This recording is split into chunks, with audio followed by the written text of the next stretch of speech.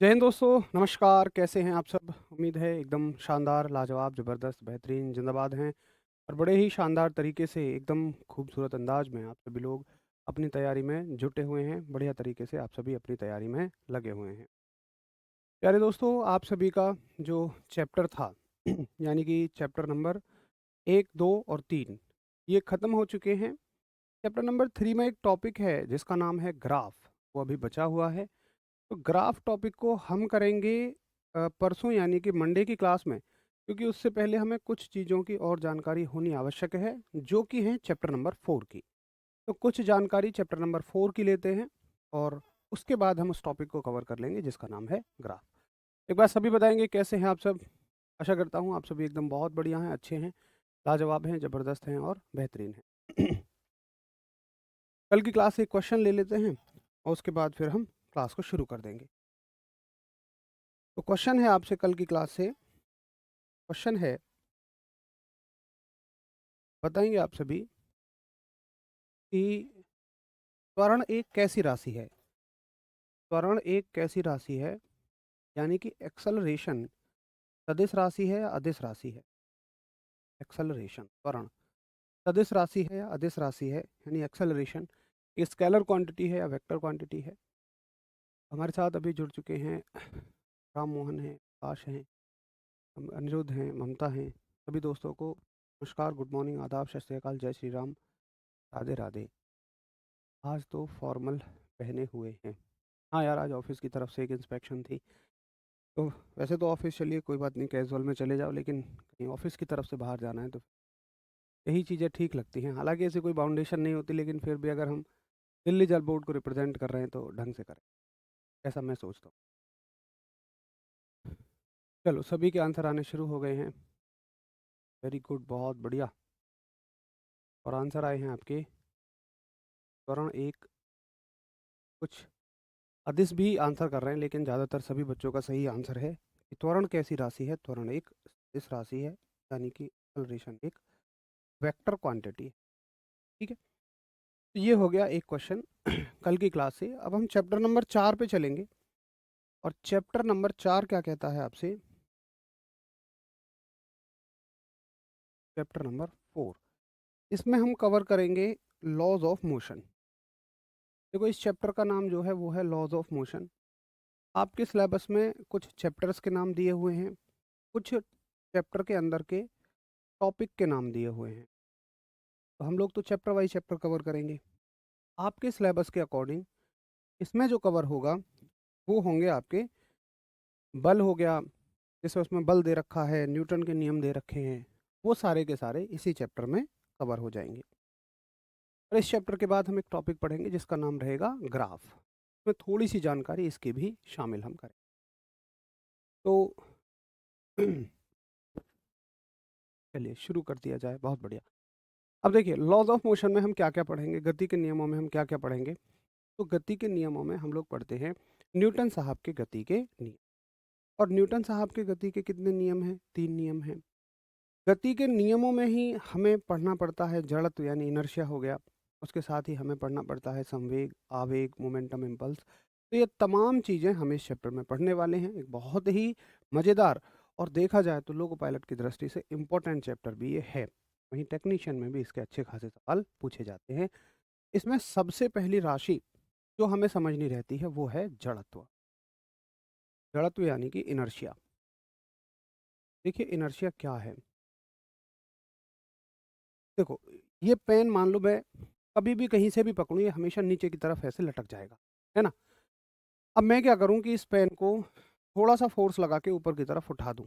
इस पेन को थोड़ा-सा फ़ोर्स लगा के मान लो मैंने ऊपर की तरफ उठाया और जैसे ही मैं छोड़ूँगा फिर से ये पेन यहीं आ जाएगा। यानी कि ये पेन हमेशा यहीं रहना। अगर तुम इसकी अवस्था को बदलोगे भी, तो देखो तुम ऊपर फ़ोर्स लगा रहे हो, ये लगातार नीचे आना चाह रहा है। यानी कि तुम ऊपर फ़ोर्स लगा रहे हो और ये नीचे आना चाह रहा है। तो ये अपनी अवस्था परिवर्तन का लगातार विरोध करता रहता है।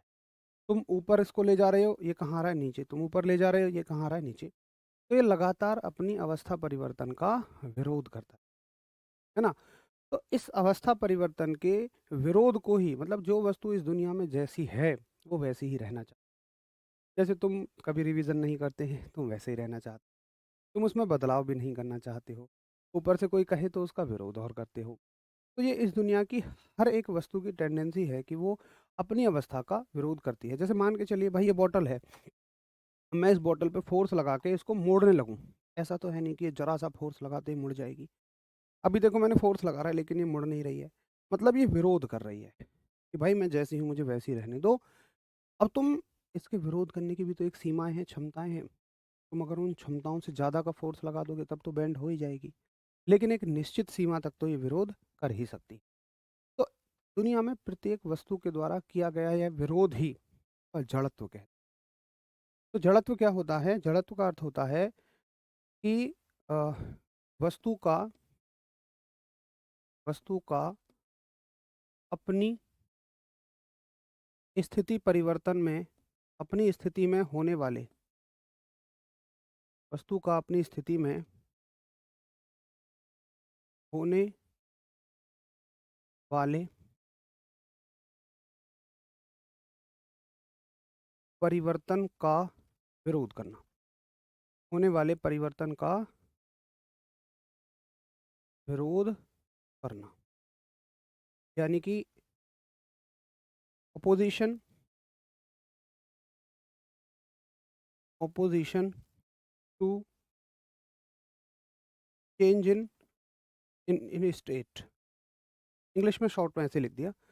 कोई भी वस्तु अपने आप में होने वाले परिवर्तन का क्या करेगी? विरोध करेगी। इसी को हम जड़त्व कहते हैं। अब देखो एक बहुत इंटरेस्टिंग फैक्ट आता है कि जड़त्व की खोज किसने की?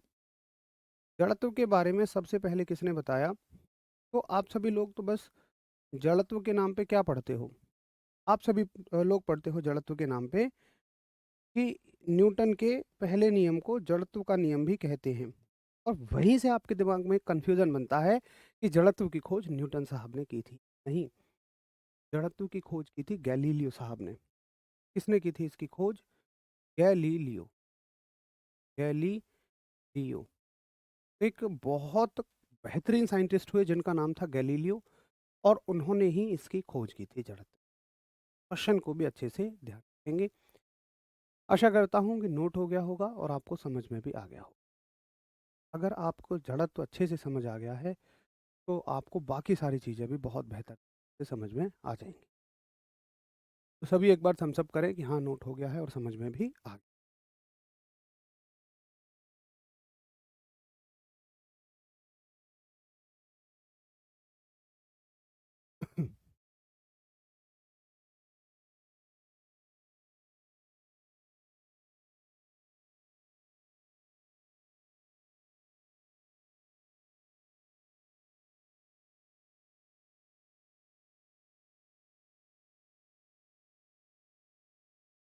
चलो बहुत बढ़िया, नोट हो गया, समझ में भी आ गया।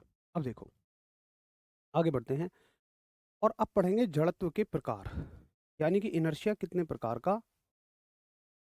तो देखिए जड़त्व के प्रकार यानी कि types of inertia. Types of inertia. अब देखो इनर्शिया कितने तरह का होता है।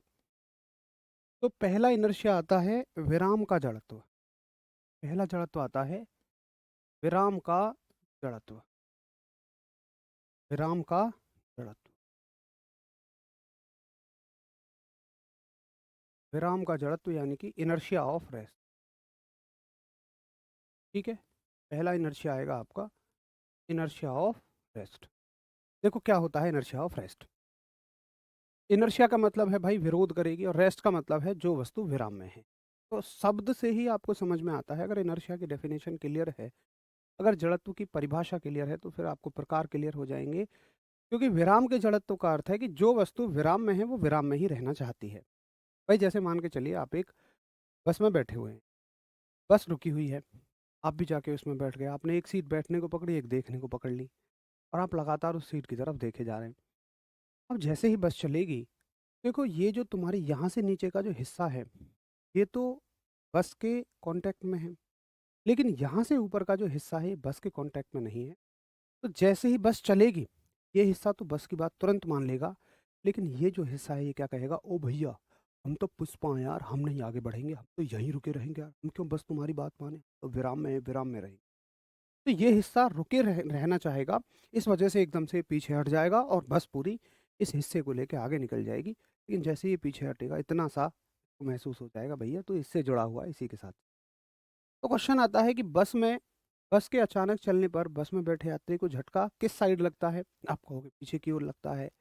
ये किस घटना का उदाहरण है? ये विराम के जड़त्व का उदाहरण है। तो विराम का जड़त्व क्या है कि भाई जो वस्तु विराम में है, विराम में रहना चाहती है।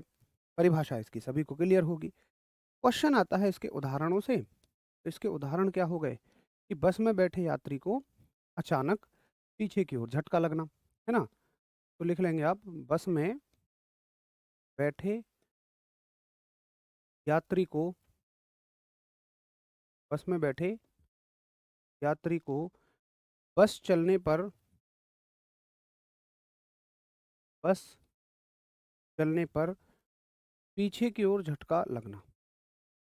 बस चलने पर पीछे की ओर झटका लगना। ठीक है? बस में बैठे हुए यात्री को बस के चलने पर पीछे की ओर झटका लगना, ये किसका उदाहरण है? ये आपके विराम के जड़त्व का उदाहरण है। ठीक है? अब देखिए, दूसरा उदाहरण क्या हो सकता है? आप देखेंगे अपना कंबल, और जैसे ही आप अपने कंबल को उठा के झाड़ेंगे, तो उसमें से किलो 2 किलो धूल अलग आ जाएगी। कैसे हट जाती है धूल? देखो, ये है कंबल, ये है धूल। अब अगर तुम इस कंबल को धीरे-धीरे लाओगे, तो धूल भी इसके साथ धीरे-धीरे आएगी। मतलब धूल को पता है कंबल नीचे जा रहा है, हम भी नीचे जन्म-जन्म का साथ है। लेकिन अगर तुम कंबल को अचानक से झटकोगे, तो देखो जैसे ही पेन मेरे हाथ से अलग हुआ, वैसे ही वो धूल अचानक से अलग हो जाएगी। मतलब वो धूल विराम में है, तो वो विराम में ही रहना चाहिए। ये सब चीज़ें होती हैं अचानक होने पर। तो अगर धूल विराम में है, तो विराम में रहना चाहेगी। यानी कि कंबल को छड़ी से पीटने पर कंबल को प्रश्न आता है, कंबल को छड़ी से पीटने पर कंबल को छड़ी से पीटने पर धूल का अलग होना। कंबल को छड़ी से पीटने पर धूल का अलग होना, ये किस घटना का उदाहरण है? तो ये है आपका विराम के जड़त्व का उदाहरण है, इनर्शिया ऑफ रेस्ट का उदाहरण है। ठीक है? तीसरा उदाहरण इसका आप देखेंगे, सी एग्जाम्पल आप इसका देखेंगे, और सी एग्जाम्पल आपसे कहता है कि जैसे आप सभी ने देखा होगा, बस वाला हो गया, ये हो गया। हाँ, पेड़ वाला एग्जाम्पल एक और आता है जो बहुत ज़्यादा पूछा जाता है। तो क्वेश्चन आता है कि अगर हम पेड़ को हिलाते हैं, तो उसमें से पत्तियाँ या उस पर लगे हुए फल क्यों अलग हो जाते हैं? तो मान के चलो ये पेड़ की एक शाखा है, और यहाँ पे लगा हुआ है ये फल, फ्रूट। अब फ्रूट भैया टंगे हुए हैं। अब तुम शाखा को हिलाओगे, तो फ्रूट भैया क्या कहेंगे? यार हम तो पुष्पाएँ, हम ना हिलेंगे तुम्हारे संग, हम तो अपनी जगह रहेंगे। अब ये यहीं अटके रहेंगे, और शाखा जो है वो ऐसे-ऐसे हिलती रहेगी। शाखा लगातार ऐसे हिलती रहेगी। तो ज़रा मुझे बताओ, जब किसी चीज़ को ऐसे किया जाएगा बार-बार, तो वो टूट जाएगी। अगर ये फल शाखा के साथ, शाखा हिल रही थी, ये फल भी ऐसे-ऐसे हिलता रहता, तो शायद ये कभी ना टूटे। लेकिन क्योंकि ये पुष्पा है, विराम में रहना चाहेगा। आप कहोगे कि पेड़ को हिलाने पर पेड़ को हिलाने पर पत्तियाँ लिख देना या फलों लिख देना? फलों का अलग होना। पेड़ को हिलाने पर पत्तियों या फलों का अलग होना, किस घटना का उदाहरण है? ये आपके इनर्शिया ऑफ रेस्ट का ही उदाहरण है, विराम के जड़त्व का ही उदाहरण। तो आशा करूँगा कि इनर्शिया ऑफ रेस्ट आपको बहुत अच्छे से समझ में आ गया होगा। एक बार सभी दोस्त थम्स अप करें कि हाँ, मुझे इनर्शिया ऑफ रेस्ट बढ़िया समझ में आ गया, और साथ ही हमने नोट भी कर लिया। तो नोट भी करिए, और अच्छे से एक बार बताइए समझ में भी आ गया तो थम्स अप करिए।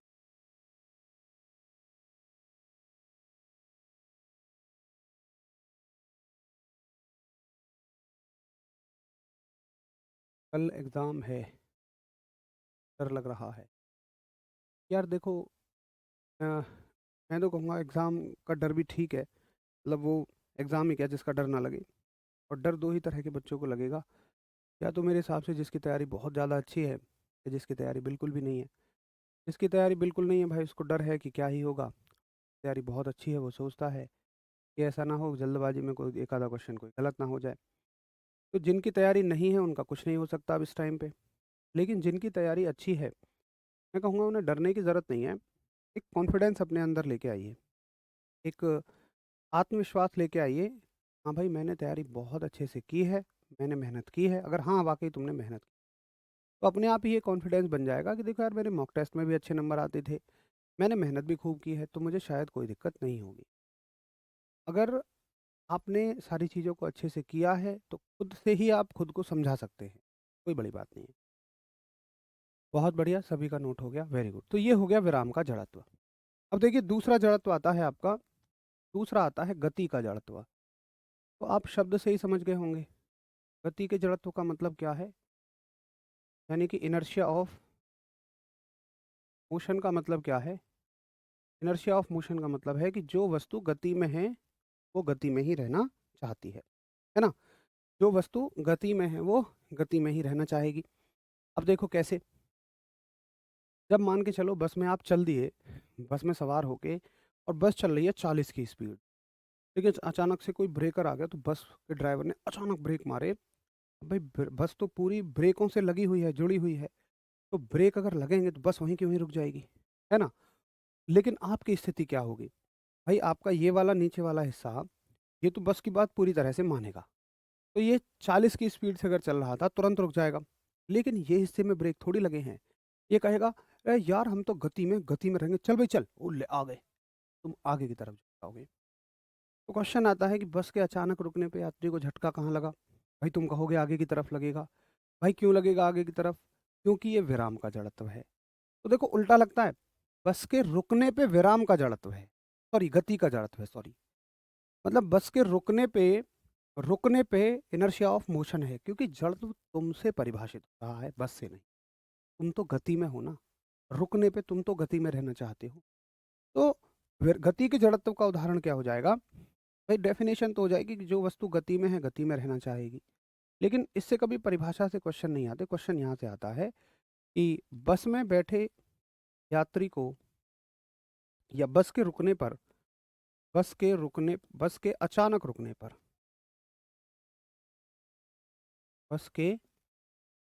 अचानक रुकने पर बस में बैठे यात्री को, बस में बैठे यात्री को आगे की ओर झटका लगना, बस में बैठे यात्री को आगे की ओर झटका लगना, ठीक है, आगे की ओर झटका लगना। तो ये सारे के सारे उदाहरण जो हैं किसके हैं? आपके गति के जड़त्व के उदाहरण हैं, यानी कि इनर्शिया ऑफ मोशन के ये उदाहरण हैं, ठीक है। यही क्वेश्चन आपसे बहुत बार पूछा जाता है, आशा करूंगा आप केवल आप इसे रटने के बजाय अच्छे से समझ गए हों। बस थोड़ा नोट जल्दी जल्दी करते रहिएगा, ताकि चीज़ें आपको ज़्यादा बढ़िया समझ में,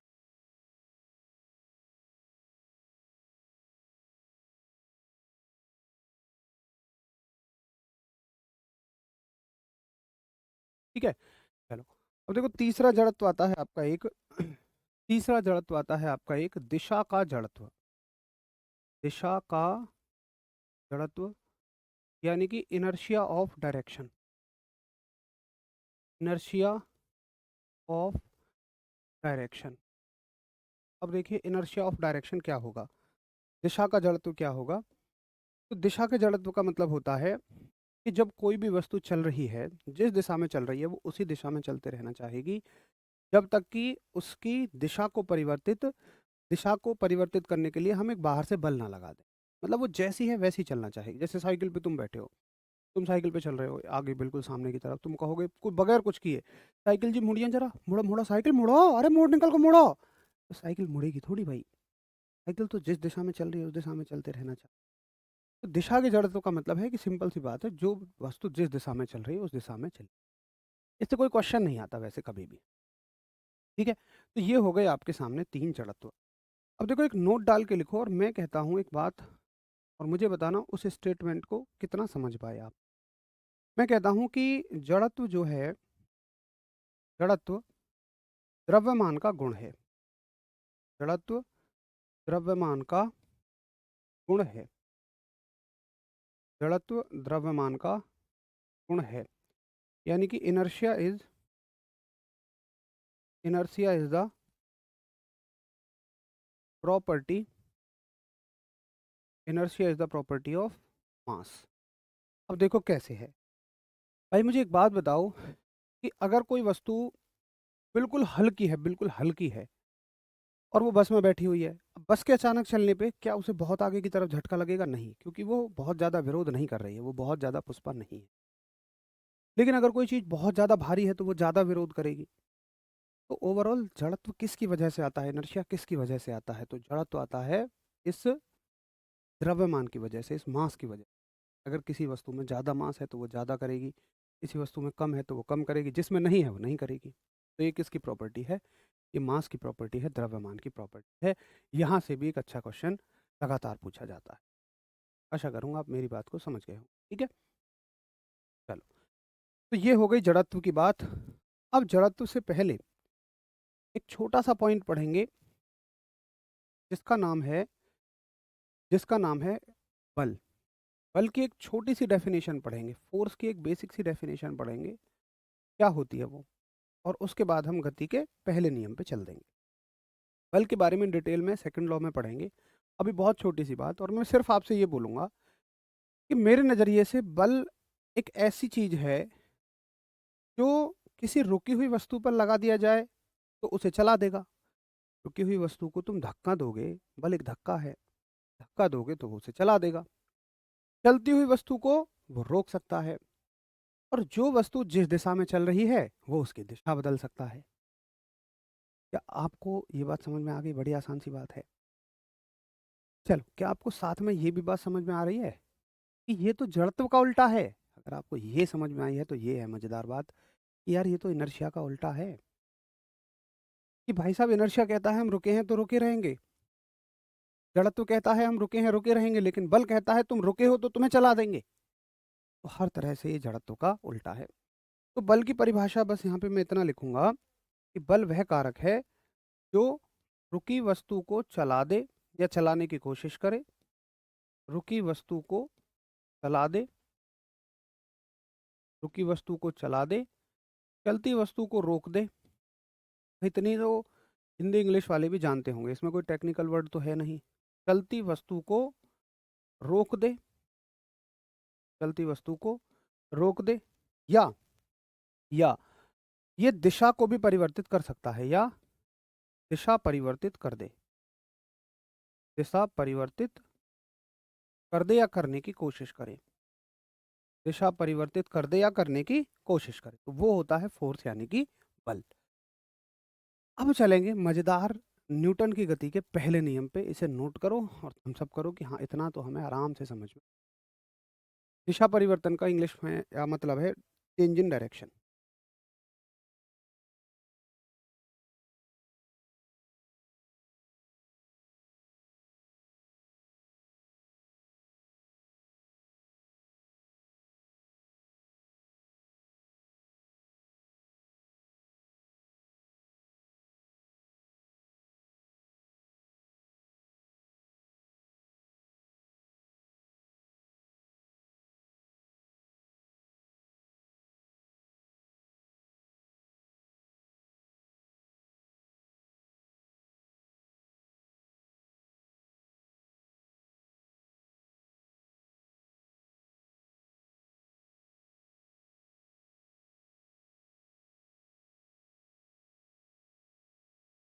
चलो, बहुत बढ़िया, नोट हो गया और समझ में भी आ गया। Very good. अब देखो, अब चलते हैं न्यूटन की गति के पहले नियम पे। इसमें हम हेडिंग डालेंगे, गति के नियम तो डल चुका था, अच्छा वहीं डाल लो, थोड़ी बहुत जगह ऊपर बची हो। चलो ठीक है, यहीं डालते हैं, गति के नियम। यहीं हेडिंग डाल लेंगे हम, गति के नियम, यानी कि laws of motion, laws of motion. तो गति के नियम अब हम शुरू करेंगे, क्योंकि जड़त्व जब तक समझ नहीं आएगा तब तक आपको गति के नियम ही समझ नहीं आए। और हम तो भाई गति के नियम सीधा सीधा पढ़ना शुरू कर देते थे, लेकिन आज देखना मजा आएगा उनकी गहराई में चलोगे तो। पहली बात आएगी, गति के नियमों की खोज किसने की, इनकी इन्वेंशन किसने की? तो गति के समीकरण गैलीलियो ने खोजे, जड़त्व गैलीलियो ने खोजा, लेकिन गति के नियम तो न्यूटन साहब ने खोजे। तो सर न्यूटन गति के नियमों को खोजते हैं। और न्यूटन साहब ने ये कहाँ बताए? क्या किसी व्यक्ति के कान में आके बताए? नहीं, वो इनको एक बुक में लिखते हैं। एक बुक उन्होंने लिखी जिसका नाम है प्रिंसिपिया। प्रिंसिपिया बुक उन्होंने लिखी, जो कि पब्लिश होती है 5 जुलाई सन 1687 को। 5 जुलाई सन 1687 ईस्वी को एक बुक पब्लिश होती है जिसका नाम है प्रिंसिपिया। और प्रिंसिपिया बुक में वो इन नियमों को लिखते हैं, इन लॉज को वो प्रिंसिपिया बुक में अपनी में छाप देते हैं। अब देखिए उन्होंने कितने नियम दिए, तो उन्होंने 3 नियम दिए। चलते हैं पहले नियम की तरफ। प्रथम नियम यानी कि फर्स्ट लॉ। प्रथम नियम यानी कि फर्स्ट लॉ। और देखो फर्स्ट लॉ क्या होता है? फर्स्ट लॉ क्या कहता है? फर्स्ट लॉ क्या कहता है आपसे, बड़े ध्यान से समझना। इसका स्टेटमेंट है कि जब तक कि कोई भी वस्तु अपनी स्थिति को जब तक बनाए रखेगी, जब तक तुम उस पर बाहर से कोई एक बल ना लगा दो। यानी कि everything maintain its state until and unless you applied a force on it, externally force on it, कि तुम बाहर से एक फोर्स जब तक इस पर नहीं लगा देते। अब एक बात समझिए कि ये क्या दो दो बातों को आपस में कनेक्ट नहीं कर रहा है? भाई ये कहता है कि कोई भी वस्तु जब तक अपनी स्थिति बनाए रखेगी, तो इसने इनर्शिया को परिभाषित किया। फिर कहता है जब तक इस पर कोई बाहर से फोर्स ना लगे, तो मतलब ये फोर्स को भी डिफाइन कर रहा है कि फोर्स ऐसी चीज है जो स्थिति को बदल सकता है। इसीलिए हम कहते हैं कि देखो, इसका संबंध जड़त्व से भी है और इसका संबंध बल से भी, यानी इनर्शिया से भी है और फोर्स से भी। इसीलिए इस नियम का अन्य नाम जो है, न्यूटन के हर एक नियम का अन्य अन्य नाम है, इसलिए इस नियम का नाम जड़त्व का नियम भी कहा जाता है। जड़त्व का नियम यानी कि लॉ ऑफ इनर्शिया। अब देखो, आपसे अगर पूछे कि लॉ ऑफ इनर्शिया किसने खोजा, तो भाई लॉ ऑफ इनर्शिया तो न्यूटन का पहला नियम है और न्यूटन के नियम तो न्यूटन ने खोजे। तो लॉ ऑफ इनर्शिया न्यूटन साहब ने खोजा। लेकिन केवल इनर्शिया किसने खोजा? केवल जड़त्व किसने खोजा? तो केवल जड़त्व गैलीलियो ने खोजा। भाई बात समझ में? अच्छे से ध्यान रखना। अब इस नियम का स्टेटमेंट क्या कहता है कि कि कोई भी वस्तु तब तक कोई भी वस्तु जब तक, जब लिखेंगे, कोई भी वस्तु जब तक अपनी स्थिति बनाए रखेगी, कोई भी वस्तु जब तक अपनी स्थिति बनाए रखेगी,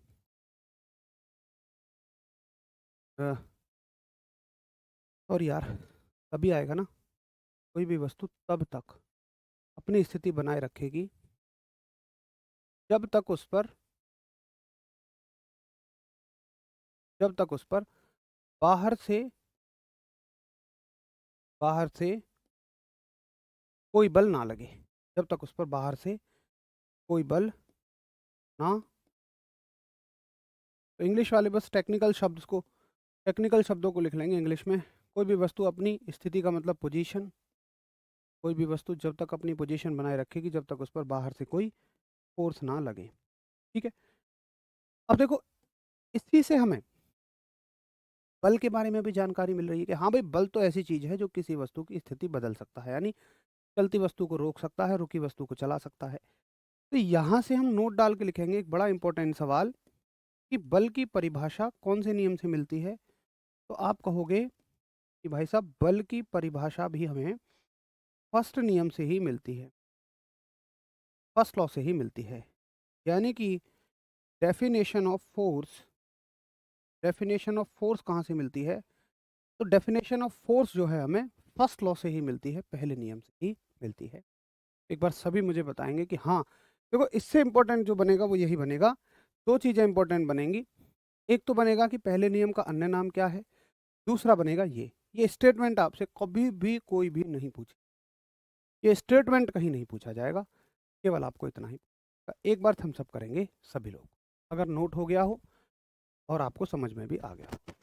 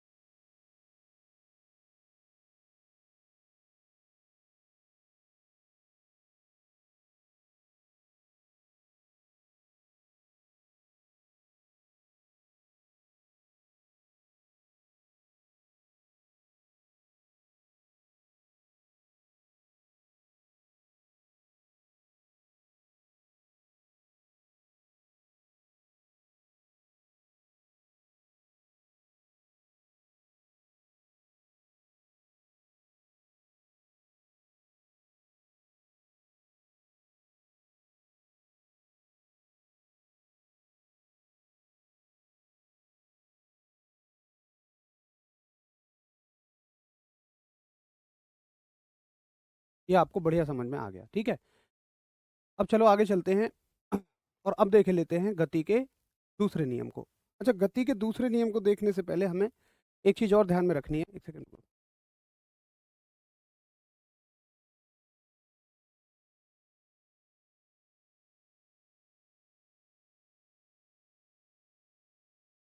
हाँ, तो अब देखो, गति के दूसरे नियम को समझने से पहले हमें एक राशि को समझना पड़ेगा, बहुत ही खूबसूरत सी राशि है, जिसका नाम है संवेग यानी कि मोमेंटम। संवेग यानी कि मोमेंटम। देखो, ये जो क्वेश्चंस हम इस तरीके से कर रहे हैं ना, इनको बड़ी क्लैरिटी के साथ कर रहे हैं। ना तो मैं वादा करता हूँ तुम हमेशा कंफ्यूज रहोगे, इंटरनेट पे भी तुम डालोगे तो वहाँ भी कुछ ना कुछ कंफ्यूजन भरे रिजल्ट तुम्हारे सामने आ जाएंगे। कोई कहेगा जड़त्व की खोज न्यूटन ने की है, कोई कह देगा गति के नियम को उन्होंने गैलीलियो ने खोजा है। इस तरह के क्वेश्चंस आ जाएंगे, है ना। एक सेकंड प्लीज।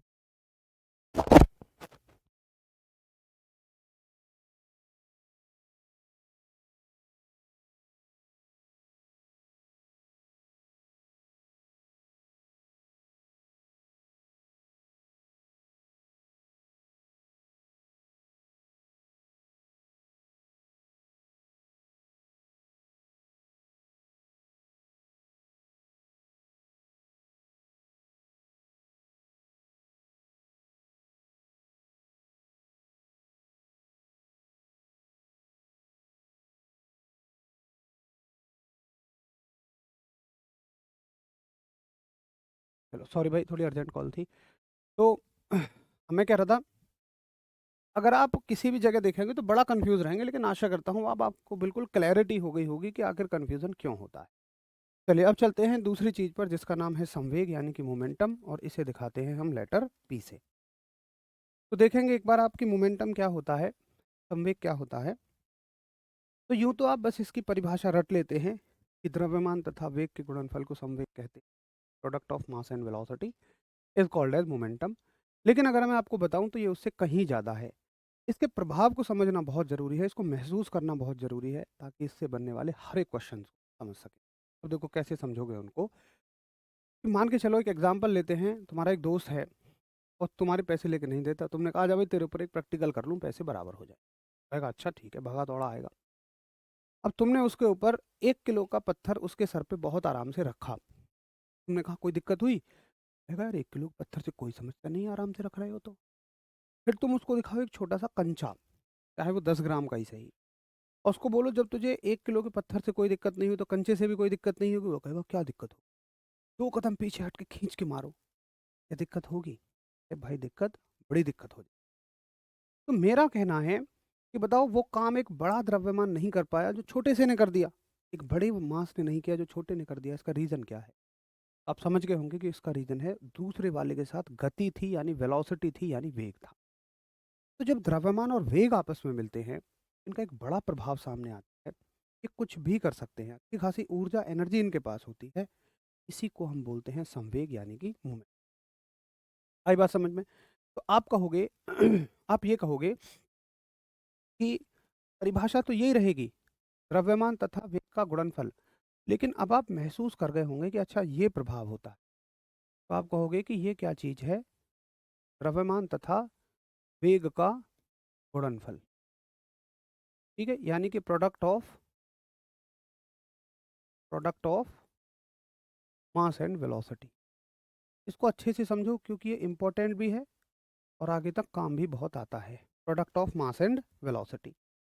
अब देखो, इसको दिखाते हैं हम पी से। अगर मान लो किसी वस्तु का मास m है और वेलोसिटी v है, तो उसका मोमेंटम क्या हो जाएगा? p बराबर m गुणा v। ये फॉर्मूले अच्छे से याद रखो।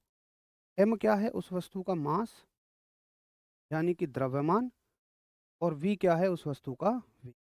ठीक है, v है उस वस्तु की वेलोसिटी यानी कि, तो p बराबर क्या हो गया? m गुणा v, यानी कि संवेग बराबर हो जाता है आपका द्रव्यमान गुणा वेग। ठीक है, अच्छा, अब इससे और क्या क्या बन सकता है? देखो, इससे क्वेश्चन बनते हैं कि ये कैसी राशि है, ये सदिश राशि है या अदिश राशि है। तो सदिश और अदिश के लिए मैंने हमेशा क्या बताया हुआ है? प्लस माइनस वाला कॉन्सेप्ट बताया हुआ है। भाई, अदिश राशि को लिखो प्लस और सदिश राशि को लिखो माइनस, तो प्लस माइनस क्या आ जाएगा? माइनस आ जाएगा। और माइनस का मतलब ये कैसी राशि हुई? एक सदिश राशि हुई। तो माइनस का मतलब है कि ये सदिश राशि है यानी कि वेक्टर क्वांटिटी है। अब इससे आपके सारे कॉन्सेप्ट देखो क्लियर होते चले जा रहे होंगे, है ना जी? अच्छा, आगे आप देखें तो इसका मात्रक क्या है? इसकी विमा क्या है? बहुत इंपॉर्टेंट है इसके मात्रक और विमा। और ये राशि कैसी है? बड़ी इंपॉर्टेंट चीजें हैं। तो इसका मात्रक क्या हो जाएगा? द्रव्यमान का मात्रक है केजी और वेग का मात्रक है मीटर पर सेकंड। तो आप मात्रक बनाओगे केजी मीटर पर सेकंड। ठीक है, आप इसको चाहें तो ऐसे भी लिख सकते हैं, केजी मीटर, और अगर सेकंड को आप ऊपर ले जाएंगे तो ये हो जाएगा सेकंड इनवर्स। ठीक है, इसकी डायमेंशन क्या होगी? इसकी विमा क्या होगी? तो डायमेंशन जो होती हैं, जो विमा होती हैं, वो हमेशा मात्रकों से ही बनती हैं। तो केजी के लिए क्या लिखोगे? आप m लिखोगे, मीटर के लिए l लिखोगे, सेकंड के लिए आप लिखोगे t। ठीक है, तो इसके लिए आप इसको ऐसे लिख सकते हो m l, और t ऊपर जाके किसका हो जाएगा? माइनस का, तो mlt-1। संवेग से जुड़ा हुआ हर एक तथ्य अपने आप में बहुत ज़्यादा जबरदस्त तरीके से है।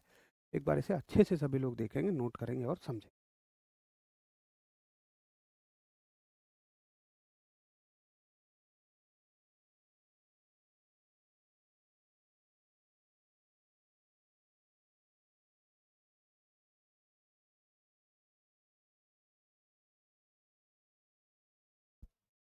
ठीक है, एक बार सभी लोग नोट करेंगे और थम्स अप करेंगे कि हाँ, हमें ये चीज़ अच्छे से समझ में आ गई है।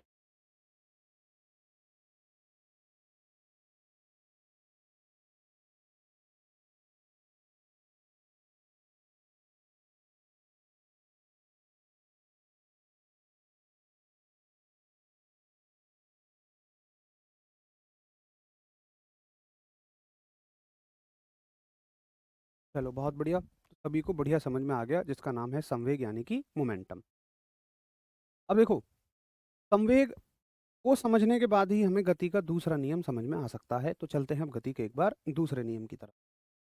तो ये हो गया आपका, हेडिंग डालेंगे आप सभी, second law of motion. Second law of motion यानी कि गति का दूसरा नियम। गति का दूसरा नियम। अब देखो, गति का दूसरा नियम आपसे क्या कहता है, इस बात को बड़े ही ध्यान से आप देखना। गति का दूसरा नियम आपसे ये कहता है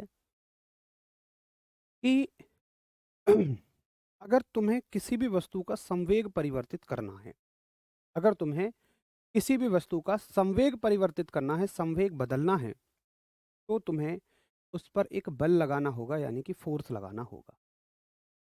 भाई, एक बात बताओ, जैसे कोई वस्तु, किसी एक बॉल है, उसका कुछ द्रव्यमान है, उसका कुछ वेग है, वो चलती चली जा रही है। तो अगर तुम चाहते हो इसका वेग बढ़ जाए, तो क्या इसको कहने से बढ़ जाएगा? बॉल अपना वेग बढ़ाओ? नहीं, ये तुम्हें क्या करना पड़ेगा? कुछ फोर्स लगाना पड़ेगा।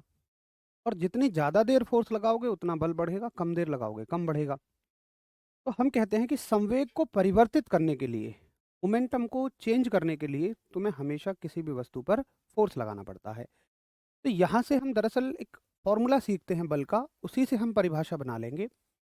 हम बल का फॉर्मूला जो यहाँ से सीखते हैं, फोर्स का फॉर्मूला जो यहाँ से सीखते हैं, वो सीखते हैं संवेग में परिवर्तन, संवेग में परिवर्तन बटे समय, कि किसी वस्तु पर कितना संवेग में परिवर्तन हुआ कितने समय में, उसी को हम कहते हैं लगाया गया बल। तो संवेग में परिवर्तन बटे समय यानी कि change in momentum, change in momentum upon time. अब एक बात बताओ कि तुम इस परिभाषा को कैसे लिखोगे, मतलब कैसे डिफाइन करोगे इस परिभाषा को, इस डेफिनेशन को कैसे परिभाषित करोगे। तो अब तुम कहोगे इस फॉर्मूले को कि जहां समय का भाग लग गया वहां दर आ गया। यानी कि हम कहेंगे अगर इसकी परिभाषा बनानी हो, भाई संवेग में परिवर्तन, संवेग में परिवर्तन समय का भाग है तो की दर, संवेग में परिवर्तन की दर को हम क्या कहते हैं, बल कहते हैं। संवेग में परिवर्तन की दर को बल कहते हैं। यानी कि हम कहेंगे rate of change of momentum, rate of change of momentum is called as force. ठीक। तो ये डेफिनेशन यहाँ से बन जाती है। क्या बताइए एक बार सभी को समझ में आया। संवेग में परिवर्तन की दर को बल कहते हैं, यानी rate of change of momentum is called as force. तो कभी भी अगर आपने एक बार फॉर्मूले को समझ लिया तो डेफिनेशन रटने की जरूरत नहीं है। अच्छा अब देखिए इसको हम मैथमेटिकली कैसे लिखते हैं। भाई फोर्स को क्या लिखते हैं हम, एफ। और संवेग में परिवर्तन का मतलब क्या है, एक संवेग रहा होगा दूसरा संवेग रहा होगा, दोनों को माइनस किया गया होगा। भाई मान के चलिए कोई बॉल है जो 2 किलो की है और ये 1 मीटर पर सेकंड से चल रही है, तो इसका संवेग कितना हो गया, द्रव्यमान गुणा वेग, 2 × 2। और अब इसकी गति बढ़ गई, और गति बढ़ के कितनी हो गई, 2 हो गई। मान लो तुमने फोर्स लगाया, धक्का दे दिया इसको, और इसकी गति बढ़ के 2 हो गई। तो संवेग कितना हो जाएगा, द्रव्यमान गुणा वेग, 2 दूनी 4। तो संवेग इसका 2 से 4 हो गया। इसका मतलब क्या है, संवेग में कितना परिवर्तन हुआ, P2 minus P1। P2 minus P1 संवेग में परिवर्तन है, इसी को हम बोलते हैं डेल्टा P। तो इसको लिखा जाने का तरीका होता है डेल्टा P/T, कि भैया संवेग में परिवर्तन की दर। और मजे की बात, अगर तुम इसको सॉल्व करोगे, डेल्टा P को सॉल्व करोगे, तो डेल्टा P की जगह तुम लिखोगे m/a, इस पूरे की जगह m/a लिखोगे। तो आप डायरेक्टली ये पढ़ते हो F बराबर m में, लेकिन दोनों ही फॉर्मूले इसके अपनी जगह बिल्कुल करेक्ट हैं। F बराबर डेल्टा P/T या m गुणा a, दोनों ही फॉर्मूले बिल्कुल अपनी जगह है। तो यहाँ से एक बात ये समझ में आती है कि न्यूटन के गति के दूसरे नियम से हमें बल का सूत्र मिलता है, परिभाषा हमें पहले नियम से मिलती है। आप कहोगे कि बल का सूत्र जो है, बल का सूत्र, ये कोई डेफिनेशन नहीं है, ये तो फॉर्मूला है। डेफिनेशन तो पहले वाली थी। तो बल का सूत्र यानी कि फॉर्मूला ऑफ फोर्स कहाँ से मिलता है हमें, आप कहोगे फॉर्मूला ऑफ फोर्स हमें मिलता है सेकंड लॉ से, यानी कि दूसरे नियम। तो एक बार सभी दोस्त हम सब करें कि हाँ इतनी बात हमें आपकी समझ में आ गई है। और सबसे ज़्यादा ज़रूरी बात इसको समझना है, इस संवेग परिवर्तन की दर को बल कहते हैं, द्रव्यमान गुणा त्वरण के गुणनफल को बल कहते हैं। ठीक है।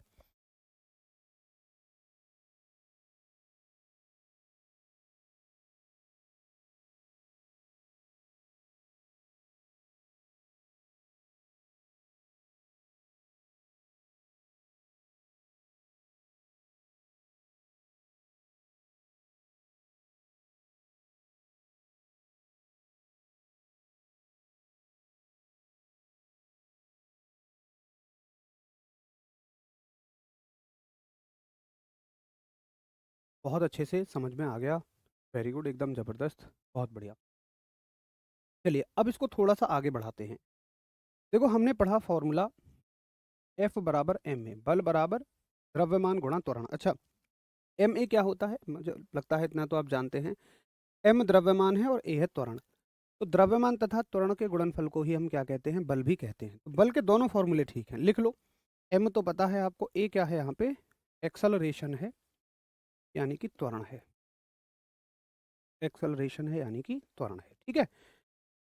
अब देखिए F बराबर m में, यहाँ से अगर आपसे कोई पूछे कि बल एक कैसी राशि है, सदिश राशि है कि अदिश?